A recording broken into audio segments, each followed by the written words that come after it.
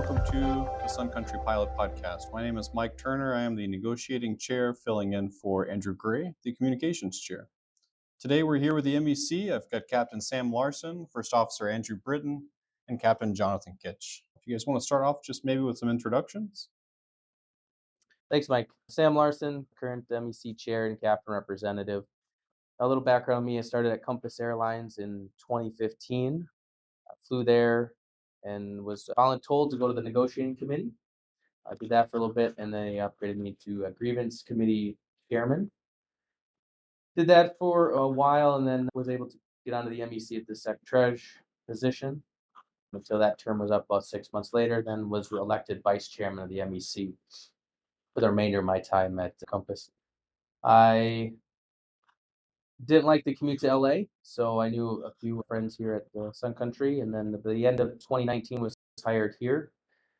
I flew for about a year and a half, upgraded to captain as soon as I could, and then in the end of 2022 became a line check pilot. And of course, we started our term March of 25, and that's where we are currently. Thank you, Sam. First Officer Andrew Britton, our Vice Chair and First Officer Representative. Hey team, Andrew Britton here. I go by Britton, and mostly a military background. Just finished 19 years of service with the C-130 unit here in the reserves. Went back for a master's degree in business back in like 2015, and that led me to Sun Country. I was able to skip the regionals, and been doing that since. Started here post-COVID for flying, and I'm a 5-year FO. Looking forward to making some progress. Thank you, Drew.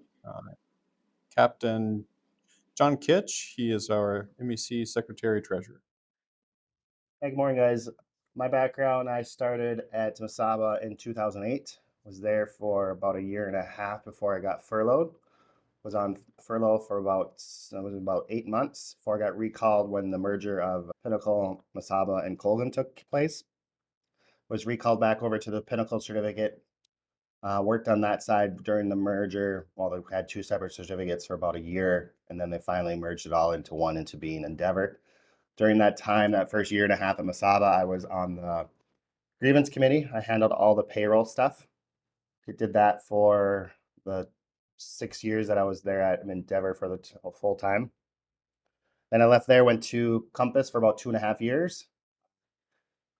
Also was commuting out to LA for a couple months before I got back to Minneapolis, but I could see the writing on the wall about Compass, so I tried to get over to Sun Country as quickly as possible. Been at Sun Country will be 8 years in September. Currently, the Secretary Treasurer. Started out at Sun Country in the membership committee. Eventually took that over from Mia, and I'm also on the scheduling committee and P2P chair. So I keep myself pretty busy. Yeah, that's about my background. We have a lot of experience here in the MEC. So now that we know a little bit about who you guys are and your background, what's a little more about the actual committee? What's going on right now with the MEC? Yeah, thanks, Mike. Yeah, the MEC is pretty busy right now, as you all probably know, but kind of that's current events. But normally, kind of what's going on with the MEC is there's standing committees with all the committee chairs, right? We have a lot of them booked out every week to see what the committees are doing, what they need from us, and then what issues they see from the DARS or from what pilots have been telling them, right? We monitor contract enforcement pretty heavily, right? The grievance committee, and sometimes we have to step in when needed. Those guys have a really good, relationship with the company. They get, things done. Obviously, sometimes the company and the union don't always agree, and that's where the grievance procedure happens at that point. We do have ops meetings with the company. I think it's every couple weeks now. That's on the schedule finally to do that. Jonathan does those at the company. That's where the day-to-day operations of the airline, the issues that we have that we see weekly, and we bring those up to the flight ops management team. And that's where, things get done, right? We bring it up. They have tasks, they have items that they go and they research, why is this happening? What can we do to fix it, right? I'll leave that to John if he wants to talk more on that. Yeah, it's a very productive meeting every 2 weeks. We schedule for about an hour and a half, but they end up being 2.5 hours, depending on what's going on at the week. And then pretty much I bring up the issues that are going on out in the line. and they either can answer right there, or sometimes they have to go and research and find out why, or maybe even try to fix it. And then they report back in 2 weeks. Some things get fixed right away, some things take a little longer, but it's very, very productive, but always open to more input from the line so you guys can help me bring more issues to that meeting. All right, thanks, guys. I know it's been a busy first 6 months here of the term, but maybe if you can just add some color on what all you guys have accomplished, what you've been working on here for the first 6 months since you took office. Yeah, we did a strat planning in March with Alpa National, the SBSC committee come down. That is, multiple different people from different airlines come in to help us with our, strat plan. So every decision we make, we look back at that. That is built off of all the surveys that you take. So thank you for taking the survey. I know there was just a negotiating survey out there. Though we look at those, we read every comment, and we take that into account when we do a strat plan. And then we look back and we revise it as needed, depending on where we're at and the surveys that we do take. So every decision we make, we look back on that to make sure that we are in lockstep with the pilot group actually wants. So we did that back in March of this year. It was a 2-day process going through. We also did a comms strat plan as well, which is on there, right? That was part of our communication revamp. There's the podcast. That was one thing that a lot of pilots wanted. So you can, listen to it in the car on your way to the airport, or sitting on a delay, or, you have just a couple hours in between flights. So that's one thing that we want to do. I know this is this is the first one in the series. I know there's going to be more educational ones as well as updates from a lot of different committees. So please be on the lookout for those. The other thing we did was the website is all up to date. It's we want to make that the hub of information. So if you have any, you know, questions, or anything you need, right, the DART system is right on there. You can click the link. Any videos, educational podcasts, that's going to be all uploaded to the website. So if you have anything, even our communications are on the website. So please, visit the website if you haven't already. Log in. You can get access to a lot of different material as well as help on that website. We're just started up the MEC newsletter. It's every other Tuesday that's going to be coming out. It just started, so please be on the lookout for that. That is a great way to keep updated on different committees, what they're doing for you, as well as just letting you know what the MEC is doing as well there. The other thing is social media. We do have, Facebook, we have Instagram, LinkedIn. So if you're on social media, please follow us on that. We will be posting, different things like, updates or spotlights or reminders of meetings. So please, if you aren't following us, please do. That'll keep you informed. Exec board's coming up in October. This is the second one. We had another one prior to this, but executive boards at Alpha National, they put it on. It's all the MEC chairs go in, and that's where your representatives, your voice are heard at the national level. We vote on different policy changes as well while we're there. I'll be working on the committee structure, right, making them run autonomously. They can do the work. We're giving them a little bit more power, right, within their purview. We can't be subject matter experts everywhere, but they work with the company and the company counterparts to get things done for the pilot group.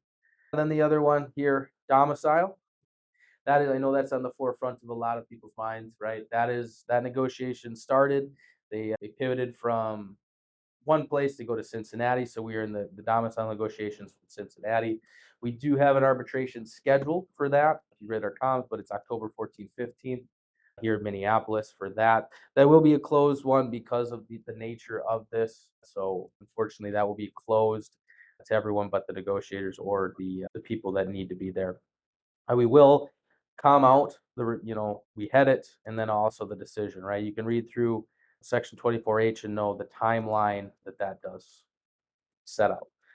And the last thing is kind of the bigger thing that happened this 6 months is PBS implementation, right? They were in the final phase of that, right? Mock bidding. I think we're going to be in it / just got done with the last phase of mock bidding before PBS, the possible PBS implementation for the October bid month. So September bidding for October. Right now, our guys are working diligently, running it, looking for ways to improve as well. So that's what the first month is. It was a little bit busy, but it was good. Thanks, Mike. Thanks, Sam. Yeah, I think busy is putting it lightly. You guys have been hard at work.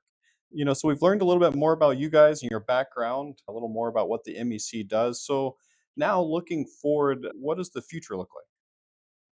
As an MEC, we want to move the MEC forward, right? I want, like I said prior, with committee structure, but making things more efficient, right?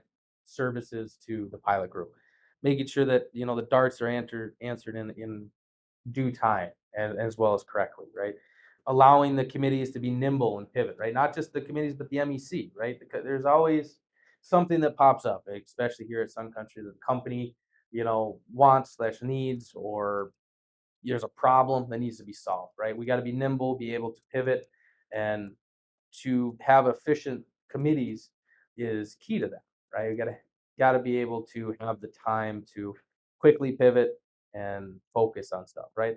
And that's another thing, right? The MEC is focused on putting this infrastructure in place for that, right? We've had countless times now, and I think Britain can chime in on this other, but there's been examples of us allowing the committees to do their work and seeing positive results from that. And that frees up a lot of time for the MEC to focus on other events that are popping. So that's good.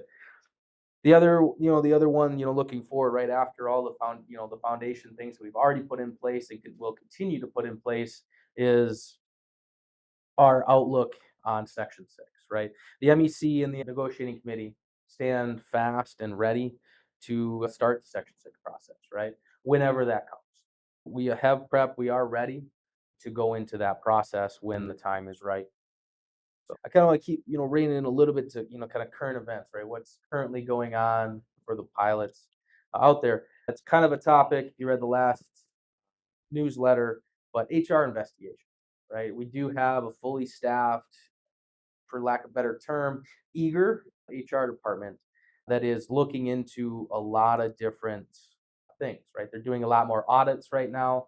They have the personnel to do that. And with the audits, they're finding inconsistencies, we'll say, especially in travel, inconsistencies of travel policy. An example was you're traveling with yourself and one other person on your list, but then you put a companion as well on there. There's two seats, there's three of you. In the industry, it's very common to allow two people to take the seats and you stay behind, right? That was an inconsistency that they brought in, right? These are the things that the investigations are. I do want to make it clear on this. If you do get called for an investigation, please reach out to your rep, right? They call them preliminary investigations, but all this is facts finding and building a case to if there was policy or you know rule breaking, anything like that, that can lead to discipline. And that's why you want your rep there. We're here to protect you. We're here to protect your job. And that's what our main goal as reps are, is to do that. Other things that they're bringing people, hotel issues on there. So be careful out there when you're at hotels. Make sure to lock your door, right? Make sure it's closed and locked. But yeah, just keep that in mind. Those are two that are kind of the hot topics right now. But as they change, we will communicate that to you so you can be vigilant out there. The other thing is data deviations. We do not agree with a lot of the data deviation denials, right? So those are the hot topics here, moving forward. So thanks, Mike. Thank you, Sam. And I also want to just say thanks to Sam, John, and Britton for sitting down with us today. Just a quick reminder to follow us on social media, Sun Country Alpha Pilots. Check out the MEC website for up-to-date information and to file a DART. And until next time, fly safe, fly the country.